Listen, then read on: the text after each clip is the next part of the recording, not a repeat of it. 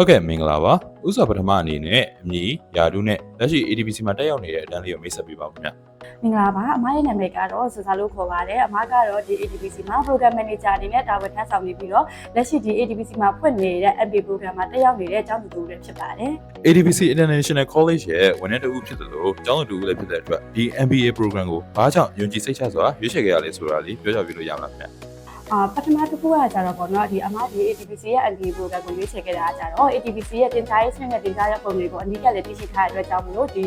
GC နဲ့ဒီ program လေးကိုရွေးချယ်ခဲ့တာပါဟိုဒုတိယချက်ကကြတော့ပေါ့နော်ဒီ MBA program မှာတင်ကြားပေးနေတဲ့ဘာသာရပ်တွေကကြတော့နောက်ဒီ theory ပဲမဟုတ်ဘဲနဲ့လက်တွေ့ကိုယ့်ရဲ့လုပ်ငန်းခွင်နဲ့ပါချိတ်ဆက်ပြီးတော့ကြတော့အသုံးချနိုင်အောင်တင်ကြားပေးတာဖြစ်တဲ့အတွက်ကြောင့်မလို့အမဒီ program လေးကိုရွေးချယ်ခဲ့တာပါအဲ့တော့ MBA မတက်ခင်အခြေအနေနဲ့တက်ရောက်ပြီးနောက်မှာကိုယ့်ရဲ့အလုပ်လုပ်ပုံနဲ့စဉ်းစားတွေးခေါ်ပုံတွေဘယ်လိုပြောင်းလဲတိုးတက်လာခဲ့လဲဆိုတာလေးပြောပြပေးလို့ရမှာလားဗျ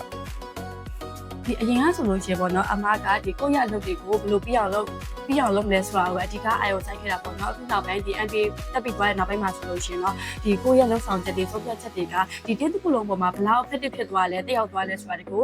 အမတွေးခေါ်လာနိုင်တယ်ပေါ့နော်ပြီးလို့ရှိရင်ဒီတက်တနာတစ်ခုဖြစ်လာပြီဆိုလို့ရှိရင်ကိုတယောက်ထဲဖြည့်ရှင်းတာတဲ့ဒီအများဒီတင်းမမိုင်းနဲ့တူပိုင်းပြီးတော့ဖြည့်ရှင်းတာကဒီလုပ်ငန်းခွင်မှာဘယ်လိုမျိုး reset တွေပို့ပြီးတော့ကောင်းလာလဲဆိုတာတွေကိုအမသိလာတယ်ပေါ့နော်အဲ့ဒါကတော့ဒီ MBA တက်ပြီးနောက်ပိုင်းမှာအမအတွက်ဒီအရန်ကိုကြီးမားတဲ့ကြောင်းလဲပို့ပါတယ် MBA ကနေရရှိတဲ့အသိပညာတွေကိုနေ့စဉ်လုပ်ငန်းခွင်ထဲမှာထိထိရောက်ဘယ်လိုအသုံးချဖြစ်နေလဲဆိုတာကိုဥပမာလေးတစ်ခုလောက်ပြောပြပေးနိုင်မှာခင်ဗျ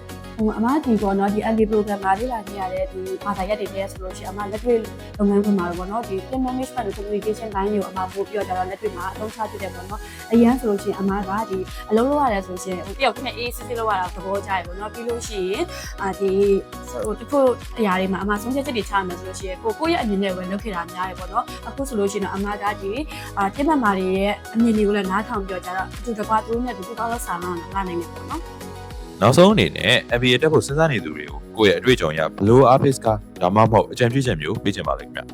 အမားနေနဲ့ဆိုလို့ရှိရင်ပေါ့နော်ဒီ MBA program ကဘယ်တစ်ခုရဖို့ဆိုတာတဲ့ကိုယ့်ရဲ့အလုပ်လုပ်ပုံနဲ့ကိုယ့်ရဲ့စဉ်းစားတွေးခေါ်ပုံလေးကိုပြောင်းလဲပေးနိုင်တဲ့ program တစ်ခုလိုမြင်မိရပေါ့နော်ဒါကြောင့်ကိုယ့်ရဲ့ career အတွက်ကိုယ့်ရဲ့လုပ်ငန်းတွေအတွက်အမှန်တကယ်တက်တဲ့နေတစ်ခုဖြစ်ပါတယ်